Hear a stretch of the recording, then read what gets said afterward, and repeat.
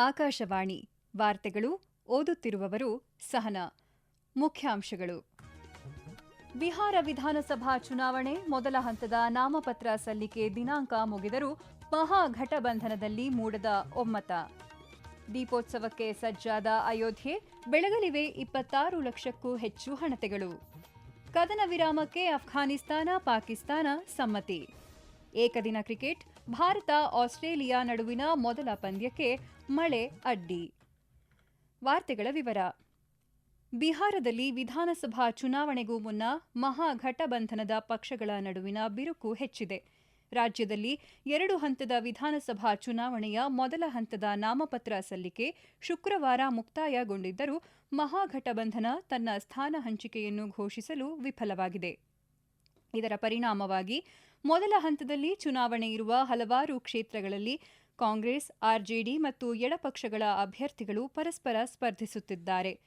ಬಿಕ್ಕಟ್ಟನ್ನು ಪರಿಹರಿಸುವಂತೆ ಆರ್ಜೆಡಿ ನಾಯಕ ಮತ್ತು ಮಹಾಗಠಬಂಧನ ಚುನಾವಣಾ ಸಮನ್ವಯ ಸಮಿತಿ ಅಧ್ಯಕ್ಷ ತೇಜಸ್ವಿ ಪ್ರಸಾದ್ ಯಾದವ್ ಅವರನ್ನು ಕಾಂಗ್ರೆಸ್ ಒತ್ತಾಯಿಸಿದೆ. ಭಿನ್ನಾಭಿಪ್ರಾಯದ ನಡುವೆ ಕಾಂಗ್ರೆಸ್ ನಿನ್ನೆ ರಾತ್ರಿ 5 ಅಭ್ಯರ್ಥಿಗಳ 2ನೇ ಪಟ್ಟಿಯನ್ನು ಬಿಡುಗಡೆ ಮಾಡಿತು. 6 ಸ್ಥಾನಗಳಲ್ಲಿ ಮಹಾಗಠಬಂಧನದ ಅಭ್ಯರ್ಥಿಗಳ ವಿರುದ್ಧ ಸ್ಪರ್ಧಿಸುವುದಾಗಿ ಜಾರ್ಖಂಡ್ ಮುಕ್ತಿ ಮೋರ್ಚಾ ಘೋಷಿಸಿದೆ. ಉತ್ತರ ಪ್ರದೇಶದ ಅಯೋಧ್ಯೆಯಲ್ಲಿ ಇಂದು ಸಂಜೆ ವಾರ್ಷಿಕ ದೀಪೋತ್ಸವದ 9ನೇ ಆವೃತ್ತಿಗೆ ವೇದಿಕೆ ಸಜ್ಜಾಗಿದೆ. ಕಳೆದ ವರ್ಷದ ದಾಖಲೆಯನ್ನು ಮುರಿಯಲು ಭವ್ಯ ಸಿದ್ಧತೆಗಳು ನಡೆಯುತ್ತಿವೆ. ಅಯೋಧ್ಯೆ ನಗರದಾದ್ಯಂತ 26 ಲಕ್ಷಕ್ಕೂ ಹೆಚ್ಚು ದೀಪಗಳನ್ನು ಬೆಳಗಿಸಲಾಗುತ್ತದೆ. ಈ ವರ್ಷ ರಾಮ್ ಕಿ ಪೌಡಿ ಉದ್ದಕ್ಕೂ 56 ಘಾಟ್ಗಳಲ್ಲಿ ದಾಖಲೆಯ 26,11,101 ಮಣ್ಣಿನ ಹಣತೆಗಳು ಬೆಳಗಲಿವೆ. ಪವಿತ್ರ ಸರಯೂ ನದಿಯ ದಡದಲ್ಲಿ ಈ ದೀಪಗಳ ಪ್ರಕಾಶಮಾನವಾದ ಬೆಳಕು ಜಾಗತಿಕ ವೇದಿಕೆಯಲ್ಲಿ ಅಯೋಧ್ಯೆಯ ಆಧ್ಯಾತ್ಮಿಕ ಮತ್ತು ಸಾಂಸ್ಕೃತಿಕ ಭವ್ಯತೆಯನ್ನು ಪ್ರದರ್ಶಿಸುತ್ತದೆ. ಇದೇ ವೇಳೆ ಇಂದು ಸಂಜೆ ಸರಯೂ ಆರತಿಯನ್ನು ಸಹ ಆಯೋಜಿಸಲಾಗಿದೆ. ಚಂದ್ರಯಾನ 2 ತನ್ನ ವೈಜ್ಞಾನಿಕ ಉಪಕರಣಗಳನ್ನು ಬಳಸಿಕೊಂಡು ಸೂರ್ಯನಿಂದ ಬರುವ ಕರೋನಲ್ ಮಾಸ್ ಎಜೆಕ್ಷನ್ಗಳ ಪರಿಣಾಮಗಳ ಮೊದಲ ವೀಕ್ಷಣೆಯನ್ನು ಮಾಡಿದೆ ಎಂದು ಭಾರತೀಯ ಬಾಹ್ಯಾಕಾಶ ಸಂಶೋಧನಾ ಸಂಸ್ಥೆ ಇಸ್ರೋ ತಿಳಿಸಿದೆ. ಈ ವೀಕ್ಷಣೆಯು ಚಂದ್ರನ ಬಾಹ್ಯಗೋಳ, ಚಂದ್ರನ ತೆಳುವಾದ ವಾತಾವರಣ ಮತ್ತು ಅದರ ಮೇಲ್ಮೈಯಲ್ಲಿ ಬಾಹ್ಯಾಕಾಶ ಹವಾಮಾನದ ಪ್ರಭಾವವನ್ನು ಅರ್ಥ ಮಾಡಿಕೊಳ್ಳಲು ಸಹಾಯ ಮಾಡುತ್ತದೆ ಎಂದು ಇಸ್ರೋ ಹೇಳಿದೆ. 2019 ಜುಲೈ 22ರಂದು ಶ್ರೀಹರಿಕೋಟಾದಿಂದ ಜಿಎಸ್ಎಲ್ವಿ ರಾಕೆಟ್ ಬಳಸಿ ಉಡಾವಣೆಯಾದ ಚಂದ್ರಯಾನ 2 8 ಪ್ರಾಯೋಗಿಕ ಪೇಲೋಡ್ಗಳನ್ನು ಹೊತ್ತೊಯ್ದಿತ್ತು. 2019 ಆಗಸ್ಟ್ 20ರಂದು ಚಂದ್ರಯಾನ 2 ಚಂದ್ರನ ಸುತ್ತಲಿನ ದೀರ್ಘವೃತ್ತದ ಕಕ್ಷೆಗೆ ಯಶಸ್ವಿಯಾಗಿ ಸೇರಿಸಲಾಯಿತು. 2019 ಸೆಪ್ಟೆಂಬರ್ 7ರಂದು ವಿಕ್ರಮ್ ಲ್ಯಾಂಡರ್ನೊಂದಿಗಿನ ಸಂಪರ್ಕವು ನಷ್ಟವಾಗಿದ್ದರೂ ಆರ್ಬಿಟರ್ ಸಂಪೂರ್ಣವಾಗಿ ಕಾರ್ಯನಿರ್ವಹಿಸುತ್ತಿದ್ದು ಚಂದ್ರನ ಸುತ್ತ ತನ್ನ ಕಕ್ಷೆಯಲ್ಲಿ ತಿರುಗುತ್ತಿದೆ. ಹಲವಾರು ದಿನಗಳ ಗಡಿಯಾಚೆಗಿನ ದಾಳಿಯ ನಂತರ ಅಫ್ಘಾನಿಸ್ತಾನ ಮತ್ತು ಪಾಕಿಸ್ತಾನ ತಕ್ಷಣದ ಕದನ ವಿರಾಮಕ್ಕೆ ಒಪ್ಪಿಕೊಂಡಿವೆ ಎಂದು ಖತಾರ್ ವಿದೇಶಾಂಗ ಸಚಿವಾಲಯ ಘೋಷಣೆ ಮಾಡಿದೆ. ದೋಹಾದಲ್ಲಿ ಖತಾರ್ ಮತ್ತು ಟರ್ಕಿಯ ಮಧ್ಯಸ್ಥಿಕೆಯಲ್ಲಿ ನಡೆದ ಮಾತುಕತೆಯ ಸಂದರ್ಭದಲ್ಲಿ 2 ದೇಶಗಳ ನಡುವೆ ಈ ಒಪ್ಪಂದಕ್ಕೆ ಬರಲಾಯಿತು.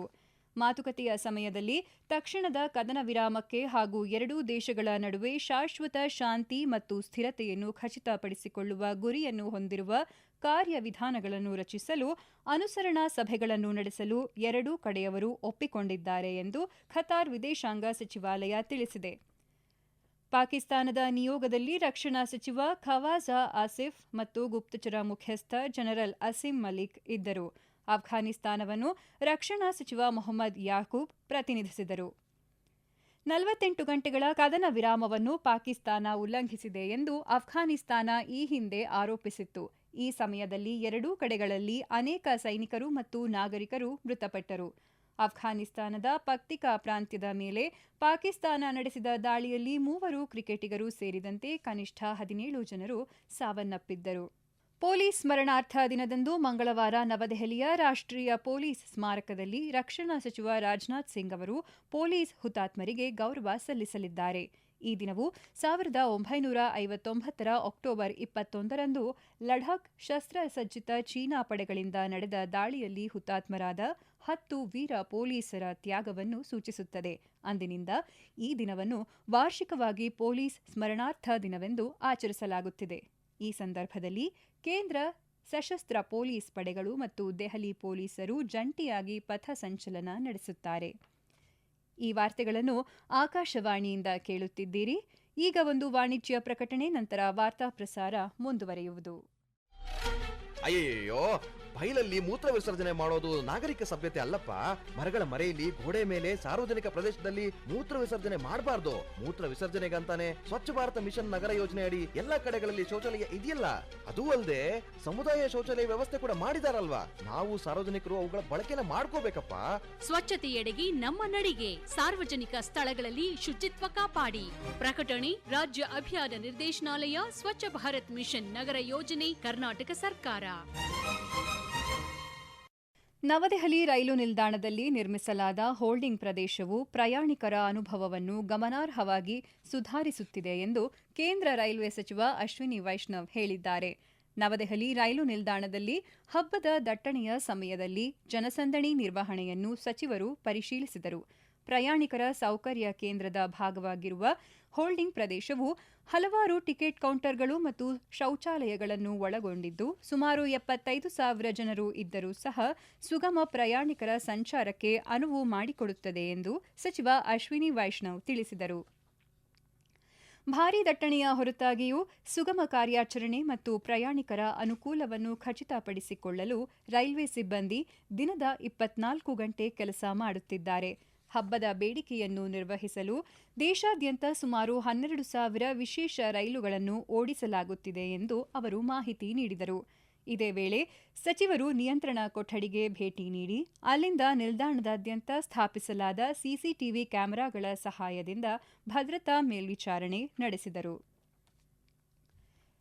ಭಾರತೀಯ ರೈಲ್ವೆ ಕಾರ್ಯಾಚರಣೆಗೆ ಸಂಬಂಧಿಸಿದಂತೆ ತಪ್ಪು ದಾರಿಗೆಳೆಯುವ ವಿಡಿಯೋಗಳನ್ನು ಹಂಚಿಕೊಳ್ಳುವ ಸಾಮಾಜಿಕ ಮಾಧ್ಯಮ ಖಾತೆಗಳ ವಿರುದ್ಧ ಕಠಿಣ ಕ್ರಮ ಕೈಗೊಳ್ಳಲು ರೈಲ್ವೆ ಸಚಿವಾಲಯ ನಿರ್ಧರಿಸಿದೆ. ಈ ಹಬ್ಬದ ಸಮಯದಲ್ಲಿ ಕೆಲವು ಸಾಮಾಜಿಕ ಮಾಧ್ಯಮ ಖಾತೆಗಳು ಹಳೆಯ ಅಥವಾ ತಪ್ಪು ದಾರಿಗೆಳೆಯುವ ವಿಡಿಯೋಗಳನ್ನು ಪ್ರಸಾರ ಮಾಡುತ್ತಿವೆ. ಇದು ಪ್ರಯಾಣಿಕರಲ್ಲಿ ಗೊಂದಲ ಉಂಟು ಮಾಡುತ್ತಿದೆ ಎಂದು ರೈಲ್ವೆ ಸಚಿವಾಲಯ ತಿಳಿಸಿದೆ. ಪ್ರಯಾಣಿಕರಲ್ಲಿ ಅನಗತ್ಯ ಭೀತಿಯನ್ನು ಉಂಟುಮಾಡಿದ ಹಳೆಯ ಅಥವಾ ತಪ್ಪು ದಾರಿಗೆಳೆಯುವ ವಿಡಿಯೋಗಳನ್ನು ಪ್ರಸಾರ ಮಾಡುವ 20ಕ್ಕೂ ಹೆಚ್ಚು ಸಾಮಾಜಿಕ ಮಾಧ್ಯಮ ಖಾತೆಗಳನ್ನು ಅಧಿಕಾರಿಗಳು ಗುರುತಿಸಿದ್ದಾರೆ. ರೈಲ್ವೆ ಆಡಳಿತ ಈ ಖಾತೆಗಳ ವಿರುದ್ಧ ಎಫ್ಐಆರ್ಗಳನ್ನು ದಾಖಲಿಸುವ ಪ್ರಕ್ರಿಯೆಯನ್ನು ಪ್ರಾರಂಭಿಸಿದೆ. ಆಸ್ಟ್ರೇಲಿಯಾದ ಪರ್ತ್ನಲ್ಲಿ ನಡೆಯುತ್ತಿರುವ 3 ಪಂದ್ಯಗಳ ಏಕದಿನ ಸರಣಿಯ ಮೊದಲ ಪಂದ್ಯದಲ್ಲಿಂದು ಭಾರತ ಆಸ್ಟ್ರೇಲಿಯಾ ಮುಖಾಮುಖಿಯಾಗಿವೆ. ಟಾಸ್ ಗೆದ್ದ ಆಸ್ಟ್ರೇಲಿಯಾ ಬೌಲಿಂಗ್ ಆಯ್ಕೆ ಮಾಡಿಕೊಂಡಿದ್ದು, ಮೊದಲು ಬ್ಯಾಟಿಂಗ್ ಮಾಡುತ್ತಿರುವ ಭಾರತ ತಂಡ ಇತ್ತೀಚಿನ ವರದಿಯಂತೆ 16.4 ಓವರ್ಗಳಲ್ಲಿ 4 ವಿಕೆಟ್ ನಷ್ಟಕ್ಕೆ 52 ರನ್ ಮಾಡಿ ಆಡುತ್ತಿದೆ. ಮಳೆ ಕಾರಣ ಪಂದ್ಯವನ್ನು 32 ಓವರ್ಗಳಿಗೆ ಸೀಮಿತಗೊಳಿಸಲಾಗಿದೆ.